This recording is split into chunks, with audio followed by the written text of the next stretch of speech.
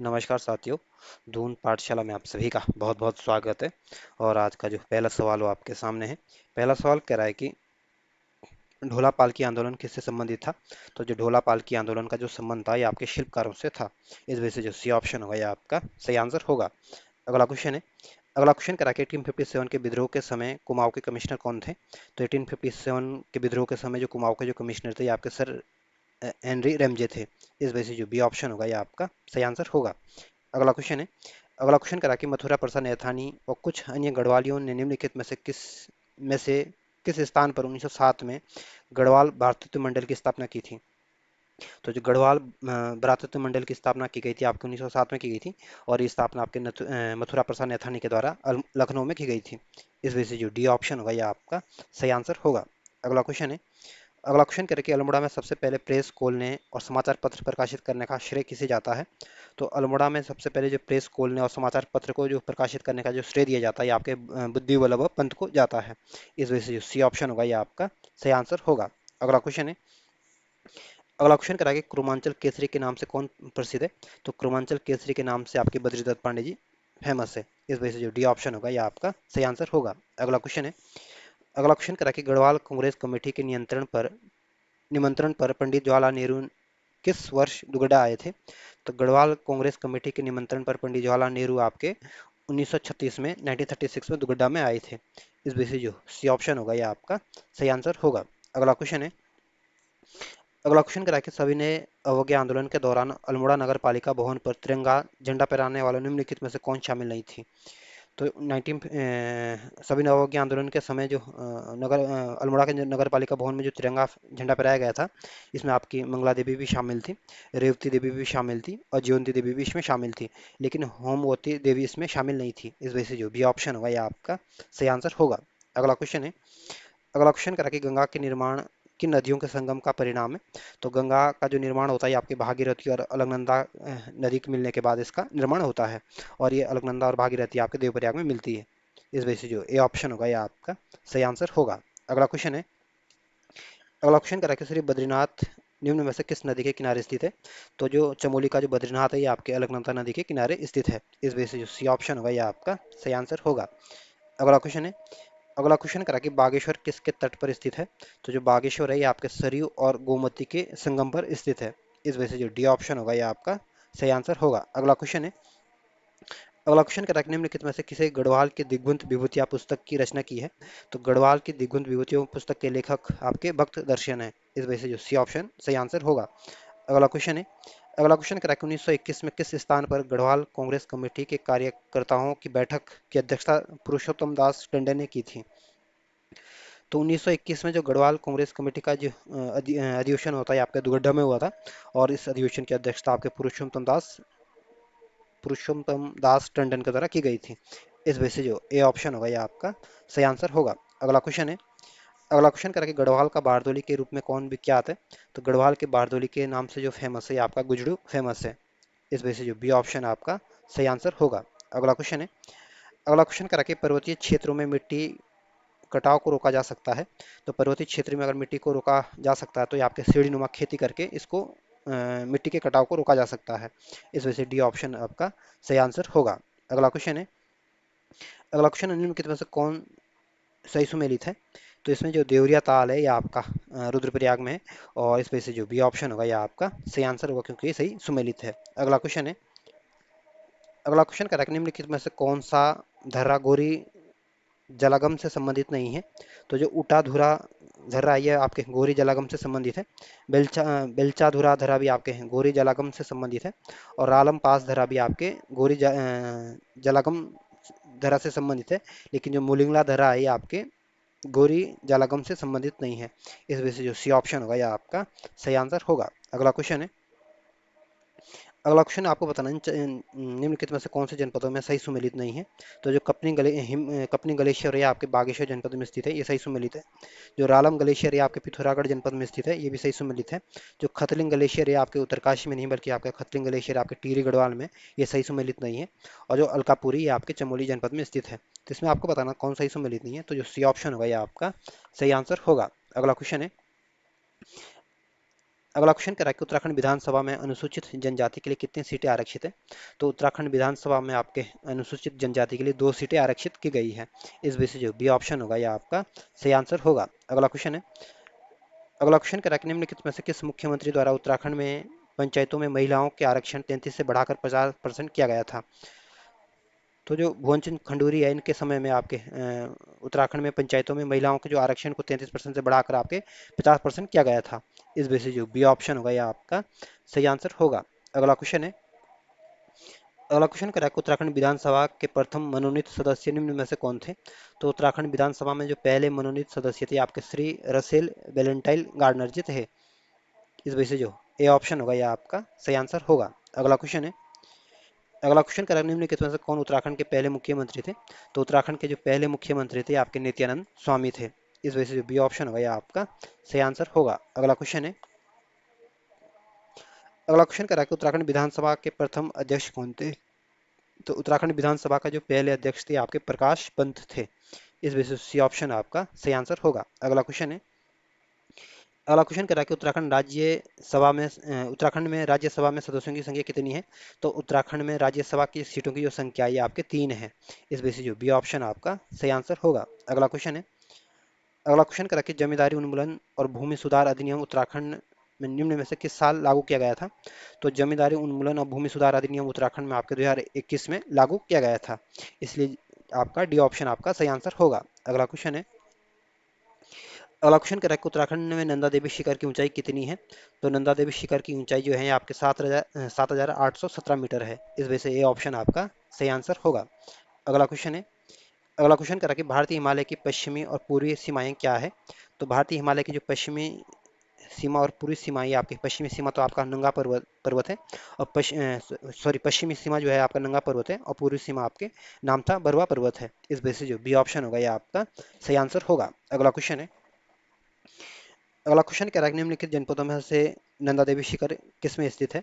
तो जो नंदा देवी चोटी है आपके चमोली जनपद में स्थित है। तो इस वजह से जो ये ऑप्शन होगा यह आपका सही आंसर होगा। अगला क्वेश्चन है, अगला क्वेश्चन कह रहा है कि उत्तराखंड के किस क्षेत्र में पहली व्यावसायिक अंतरिक्ष स्थिति जन्य जागरूकता वेधशाला स्थापित की जाएगी। तो उत्तराखंड में जो उत्तराखंड के में आपके पहली जो व्यावसायिक अंतरिक्ष स्थिति जन्य जागरूकता वेधशाला खोली जाएगी आपके गढ़वाल में खोली जाएगी। इस वजह से जो बी ऑप्शन होगा यह आपका सही आंसर होगा। अगला क्वेश्चन है, अगला क्वेश्चन कह रहा है कि नीति आयोग द्वारा अगस्त 2022 में उत्तराखंड में किस जिले को भारत का सर्वश्रेष्ठ आकांक्षी जिला घोषित किया गया था। तो नीति आयोग के द्वारा 2022 में आपके सर्वश्रेष्ठ आकांक्षी जिला जो घोषित किया गया था आपके हरिद्वार को घोषित किया गया था। इस वजह से जो ए ऑप्शन होगा यह आपका सही आंसर होगा। अगला क्वेश्चन है, अगला क्वेश्चन करा कि भारत के प्रथम रक्षा सेवा प्रमुख जनरल बिपिन रावत निम्न में से किस जिले से थे। तो जनरल बिपिन रावत का संबंध आपके पौड़ी गढ़वाल से था। इस वजह से ए ऑप्शन सही आंसर है। अगला क्वेश्चन है, अगला क्वेश्चन करा कि लोक संगीत में अपने योगदान के लिए निम्नलिखित में से किसे 9 अप्रैल 2022 को संगीत नाटक अकादमी पुरस्कार से सम्मानित किया गया था। तो 2022 में आपके संगीत नाटक अकादमी पुरस्कार से आपके नरेंद्र सिंह नेगी को सम्मानित किया गया था। इस वजह से ए ऑप्शन आपका सही आंसर होगा। अगला क्वेश्चन है, अगला क्वेश्चन कह रहा है कि भारत के खाद्य सुरक्षा सूचकांक 2021-22 के उत्तराखंड में किस स्थान पर था। तो 2021-22 में उत्तराखंड को आपके खाद्य सुरक्षा सूचकांक में उत्तराखंड का स्थान आपका 7वां स्थान था। इस वजह से जो डी ऑप्शन होगा यह आपका सही आंसर होगा। अगला क्वेश्चन है, अगला क्वेश्चन कह रहा है कि उत्तराखंड में आईटी पार्क कहाँ स्थापित है। तो उत्तराखंड में जो आईटी पार्क स्थापित है ये आपकी राजधानी देहरादून में स्थित है। इस वजह से सी ऑप्शन आपका सही आंसर होगा। अगला क्वेश्चन है, अगला क्वेश्चन कह रहा है कि उत्तराखंड के किस जिले में हथकरघा उद्योग के अंतर्गत पंजीकृत परिवारों की 31 मार्च 2021 तक सर्वाधिक संख्या है। तो हथकरघा उद्योगों की जो सबसे ज़्यादा पंजीकृत संख्या जो है ये आपकी उधम सिंह नगर जनपद की है। इस वजह से जो सी ऑप्शन होगा यह आपका सही आंसर होगा। अगला क्वेश्चन है, अगला क्वेश्चन करा कि भारत की जनगणना 2011 के अनुसार उत्तराखंड में किस जिले में लिंग अनुपात सबसे कम है। तो उत्तराखंड में जो सबसे कम लिंग अनुपात है ये आपके हरिद्वार जनपद का है। इस वजह से जो डी ऑप्शन होगा यह आपका सही आंसर होगा। अगला क्वेश्चन है, अगला क्वेश्चन कह रहा है कि उत्तराखंड अक्षय ऊर्जा विकास एजेंसी उरेडा का प्रधान कार्यालय कहाँ स्थित है। तो उत्तराखंड अक्षय ऊर्जा विकास एजेंसी यानी उरेडा का जो मुख्यालय है आपकी राजधानी देहरादून में स्थित है। इस वजह से जो सी ऑप्शन होगा यह आपका सही आंसर होगा। अगला क्वेश्चन है, अगला क्वेश्चन कह रहा है कि 2019-20 में किस क्षेत्र में उत्तराखंड राज्य का सकल घरेलू उत्पाद सबसे अधिक योगदान दिया है? तो 2019-20 के अनुसार उत्तराखंड में जो जीडीपी में सबसे ज्यादा जो योगदान रहा था ये आपके द्वितीयक क्षेत्र का रहा था। इस वजह से जो बी ऑप्शन होगा ये आपका सही आंसर होगा। और वर्तमान समय में आपके तृतीय क्षेत्र का योगदान सबसे अधिक है। अगला क्वेश्चन है, अगला क्वेश्चन कह रहा है कि उत्तराखंड के गांधी के नाम से कौन जाना जाता है? तो उत्तराखंड के गांधी के नाम से जो फेमस है ये आपके इंद्रमणि बडोनी जी फेमस है। इस वजह से जो डी ऑप्शन होगा ये आपका सही आंसर होगा। अगला क्वेश्चन है, अगला क्वेश्चन कह रहा है कि क्षेत्रफल के हिसाब से उत्तराखंड का सबसे बड़ा जिला कौन सा है? जो क्षेत्रफल के हिसाब से जो उत्तराखंड का सबसे बड़ा जो जनपद है ये आपका चमोली जनपद है। इस वजह से सी ऑप्शन सही आंसर है। अगला क्वेश्चन है, अगला क्वेश्चन कह रहा है कि उत्तराखंड का निर्माण भारतीय राज्यों में किसके क्रम में हुआ था? तो उत्तराखंड का जो भारत का जो उत्तराखंड राज्य का जो निर्माण हुआ था तो उत्तराखंड आपके 27वें नंबर का राज्य बना था। इस वजह से जो डी ऑप्शन होगा यह आपका सही आंसर होगा। अगला क्वेश्चन एक कह रहा है कि एक कार दो स्टेशनों के बीच 60 किलोमीटर प्रति घंटा की औसत चाल से जाती है और 90 किलोमीटर प्रति घंटा की औसत चाल से वापस आती है, तो पूरी यात्रा के दौरान औसत चाल क्या होगी?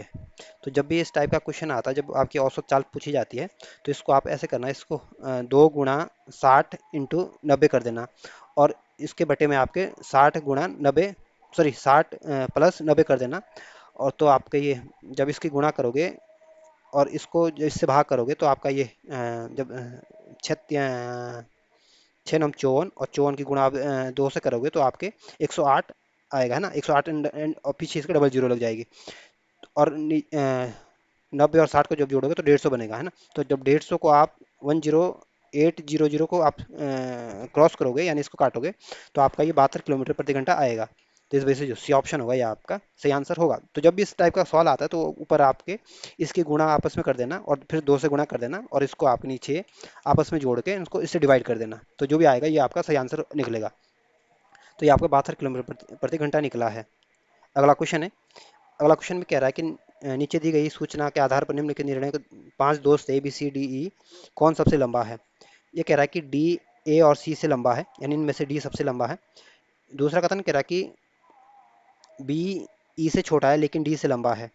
तो जो ए तो डी ए और सी से लंबा है, लेकिन जो बी है ये आपके डी से तो बड़ा है लेकिन ई से छोटा है। तो इसमें आप सबसे ऊपर कौन सा आ जाएगा? तो इस सबसे लंबा जो होगा इसमें आपका ई ऑप्शन ई होगा, क्योंकि सबसे बड़ा ई है, फिर बी है, फिर डी है, फिर ए और सी। आपका कंफर्म नहीं कि सबसे छोटा कौन है ना।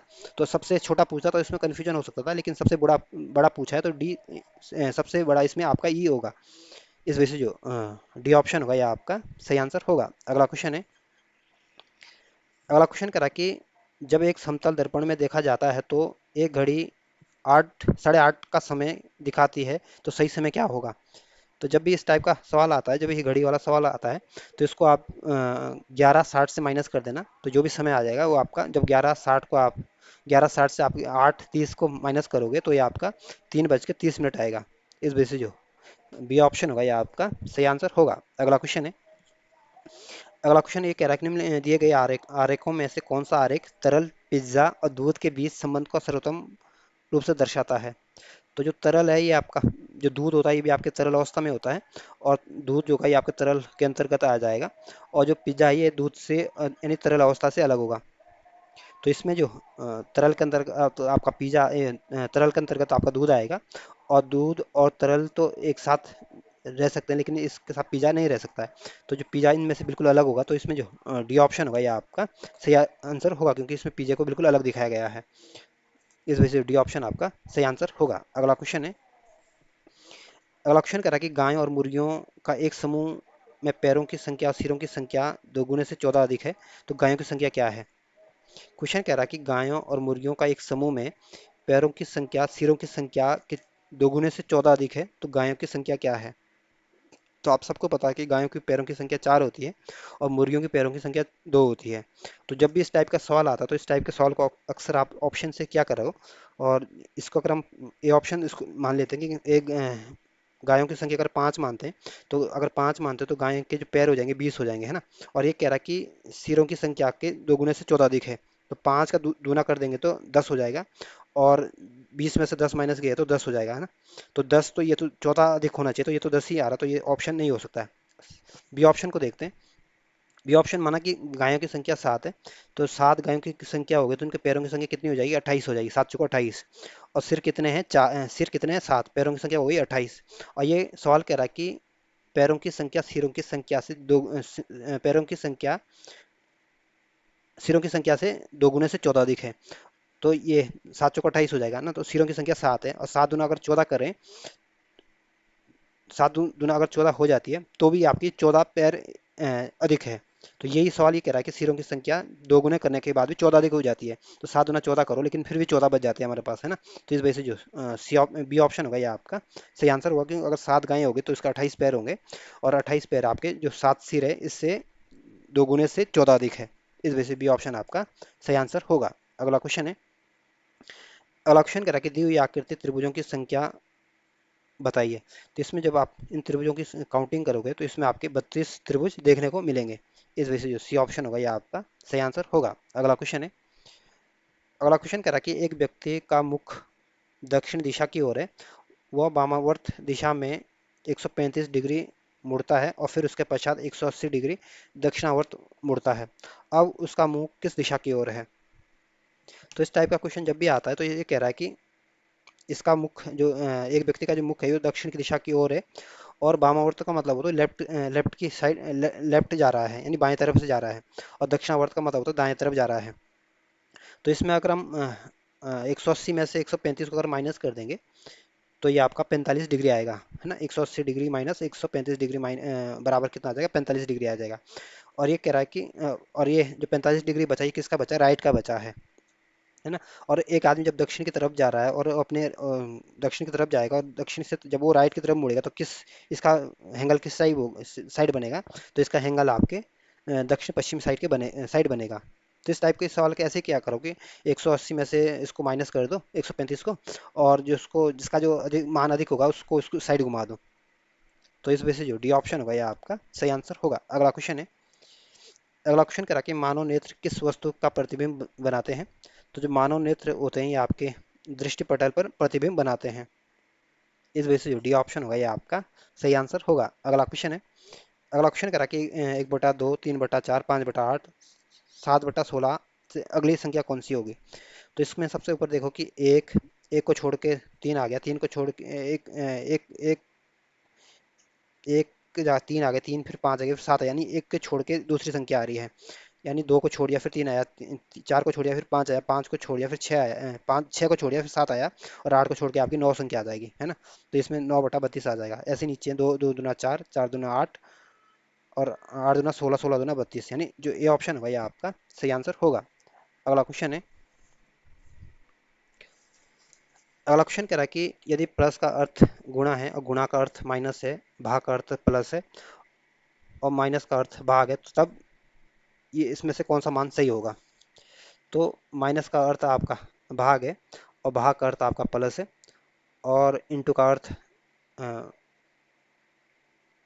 इंटू प्लस का अर्थ आपका इंटू है, और इंटू का अर्थ आपका माइनस है, और प्लस का अर्थ आपका गुणा है। तो इस तरह से आप इनको जब करोगे तो 75, 175 को जब आप 125 से काटोगे तो ये आपका 7 बार कट जाएगा, और 20 और 25 की जब गुणा करें तो 100 आ जाएगा, और 10 10 की गुणा 3 से करोगे तो 30 आ जाएगा ना। यानी 7 प्लस 100 माइनस 30 आ जाएगा। तो जब 100 और 7 को जोड़ोगे तो 107 बन जाएगा, और 107 में से अगर आप 30 माइनस करोगे तो आपका 77 बच जाएगा। तो इस वजह से जो ये ऑप्शन होगा ये आपका सही आंसर होगा। अगला क्वेश्चन है। अगला क्वेश्चन कह रहा है कि निम्न में से कौन सा लुप्त संख्या ज्ञात कीजिए। तो इसमें जो ये बताना आपको बीच में कौन सा, जहाँ पे ये प्रश्नवाचक चिन्ह जाएगा इसमें कौन सा नंबर आएगा। तो ये जो 4 और 4 की अगर 4 की गुणा 4 की गुणा 3 से कर दो, 3 चौको 12, और 5 की गुणा 2 से कर दो, 5 दूना 10, तो 12 और 10 को जोड़ दो तो 22 आएगा।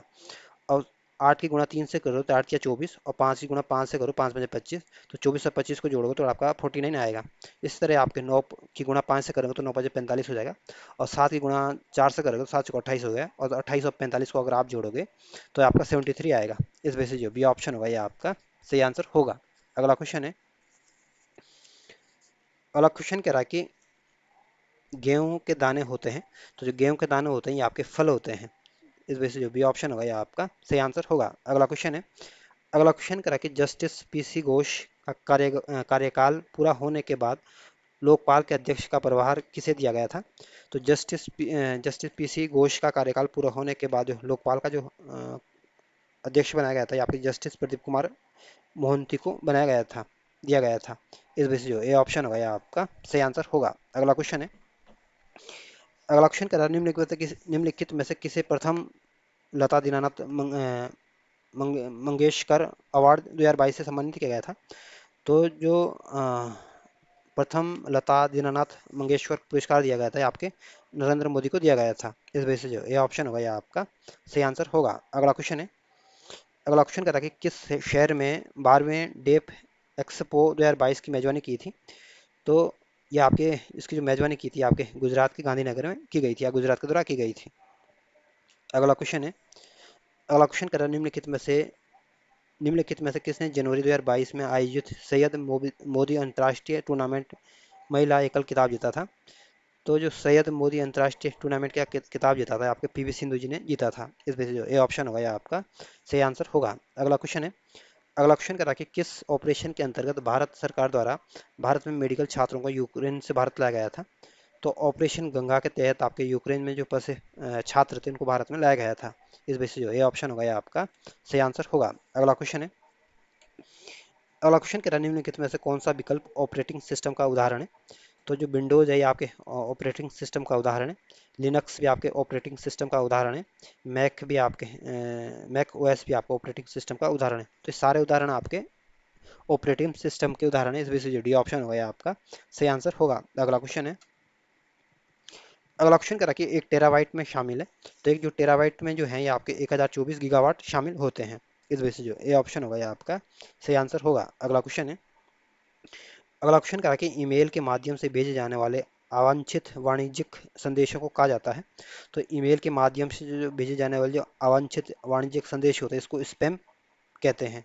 इस वजह से डी ऑप्शन होगा यह आपका सही आंसर होगा। अगला क्वेश्चन है, अगला क्वेश्चन करके भारत का आईटी अधिनियम किस वर्ष अस्तित्व में आया था? तो भारत का जो आईटी अधिनियम अस्तित्व में आया था आपके 2000 में अस्तित्व में आया था। इस वजह से जो बी ऑप्शन होगा यह आपका सही आंसर होगा। अगला क्वेश्चन है, अगला क्वेश्चन करा कि महावीर का जन्म कहाँ हुआ था? तो महावीर का जन्म जो हुआ था ये आपके वैशाली में हुआ था। इस वजह से डी ऑप्शन होगा ये आपका सही आंसर होगा। अगला क्वेश्चन है, अगला क्वेश्चन करा कि कुतुब मीनार का प्रवेश द्वार का नाम क्या है? तो कुतुब मीनार का जो प्रवेश द्वार का जो नाम है ये आपका अलई दरवाजा है। इस वजह से सी ऑप्शन आपका सही आंसर होगा। अगला क्वेश्चन है, अगला क्वेश्चन करा कि निम्नलिखित में से कौन ऊर्जा का नवीकरणीय स्रोत है? तो जो सौर ऊर्जा ऊर्जा सूर्य का जो प्रकाश है ये आपका नवीकरणीय ऊर्जा का स्रोत है। इस वजह से जो डी ऑप्शन होगा ये आपका सही आंसर होगा। अगला क्वेश्चन है, अगला क्वेश्चन क्या है, भारतीय उपग्रह कलाम सेट V2 के प्रक्षेपण की तिथि क्या थी? तो कलाम सेट V2 के जो प्रक्षेपण की जो तिथि जो थी आपकी 24 जनवरी 2019 थी। इस वजह से बी ऑप्शन आगा आपका सही आंसर होगा। अगला क्वेश्चन है, अगला क्वेश्चन क्या था कि कोविशील्ड भारत में कोविड वैक्सीन का उत्पादन किसके द्वारा किया गया था? तो जो कोविशील्ड वैक्सीन थी इसका जो उत्पादन किया गया था ये आपके सीरम इंस्टीट्यूट के द्वारा विकसित किया गया था। इस वजह से जो सी ऑप्शन होगा यह आपका सही आंसर होगा। अगला क्वेश्चन है, अगला क्वेश्चन करके भारत में वन स्थिति सर्वेक्षण 2021 के अनुसार राज्यों में किस एक में सर्वाधिक वन क्षेत्र है? तो सर्वाधिक वन क्षेत्र 2021 रिपोर्ट के अनुसार सबसे ज्यादा देखने को मिलेंगे, इसमें छत्तीसगढ़ में देखने को मिलेंगे। इस वजह से बी ऑप्शन होगा यह आपका सही आंसर होगा। अगला क्वेश्चन है, अगला क्वेश्चन करके मिट्योर अभियान किससे संबंधित था? तो मिट्योर अभियान का संबंध आपके अंध महासागर के जैविक अध्ययन से था। इस वजह से बी ऑप्शन आपका सही आंसर होगा। अगला क्वेश्चन है, अगला क्वेश्चन कहता है कि शो समुद्रम जलप्रपात निम्न में नदियों में से किस पर स्थित है? तो जो शो समुद्रम जलप्रपात है ये आपकी कावेरी नदी पर स्थित है। इस वजह से सी ऑप्शन आपका सही आंसर होगा। अगला क्वेश्चन है, अगला क्वेश्चन करें निम्नलिखित में से कौन लोकसभा का प्रथम अध्यक्ष था?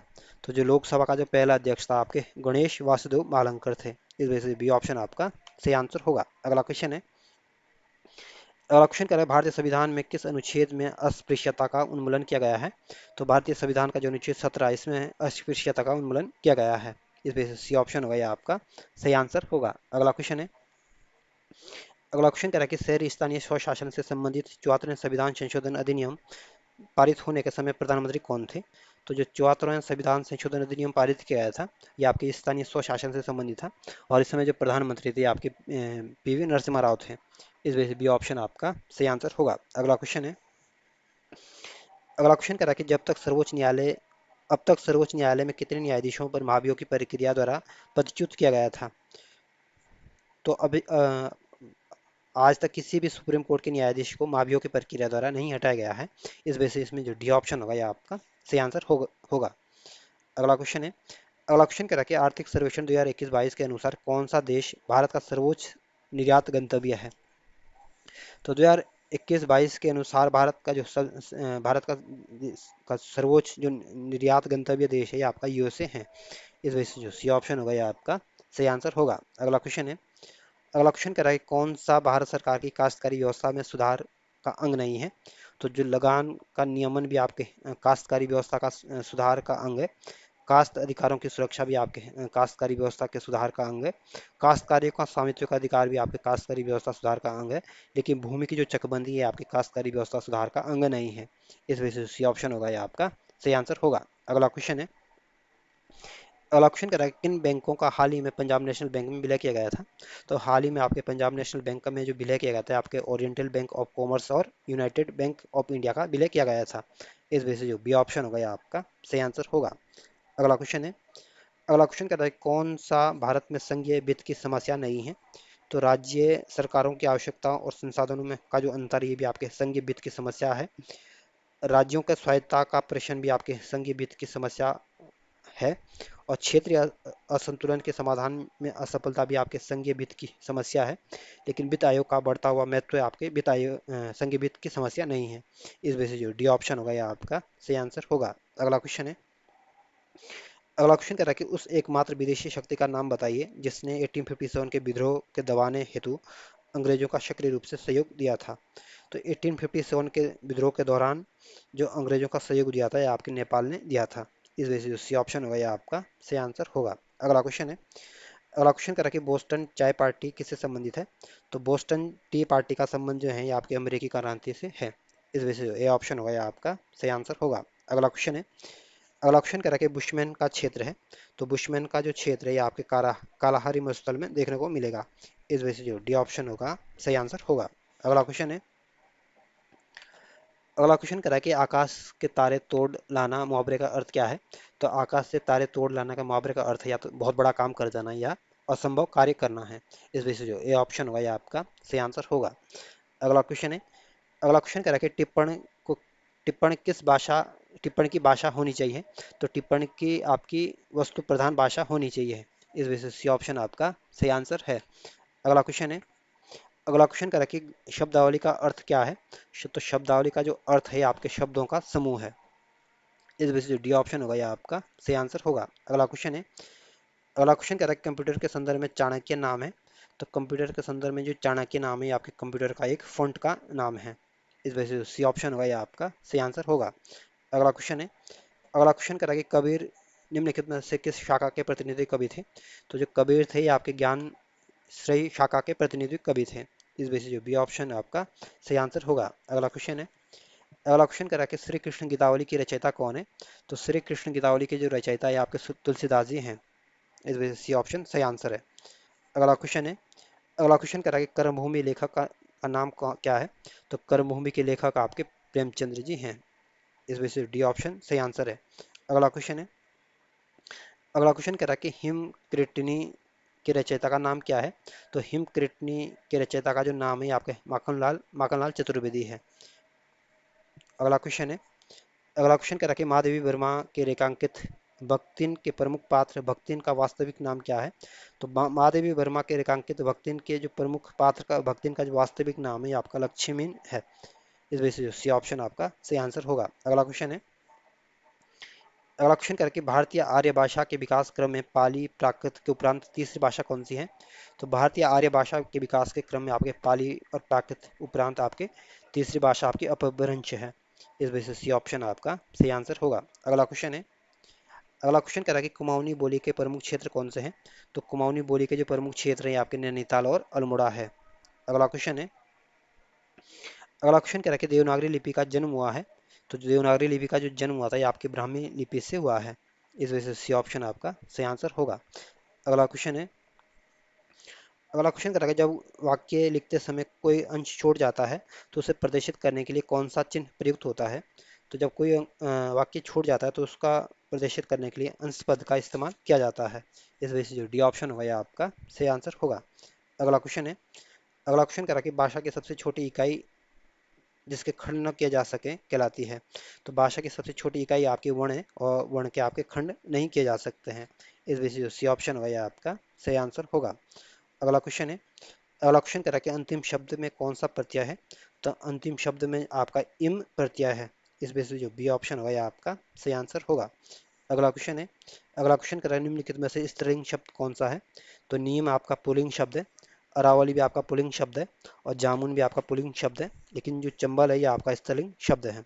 इस वजह से जो डी ऑप्शन होगा यह आपका सही आंसर होगा। अगला क्वेश्चन है, अगला क्वेश्चन क्या है कि रेलगाड़ी किन किन भिन्न भाषाओं के शब्दों से जोड़कर बना हुआ है?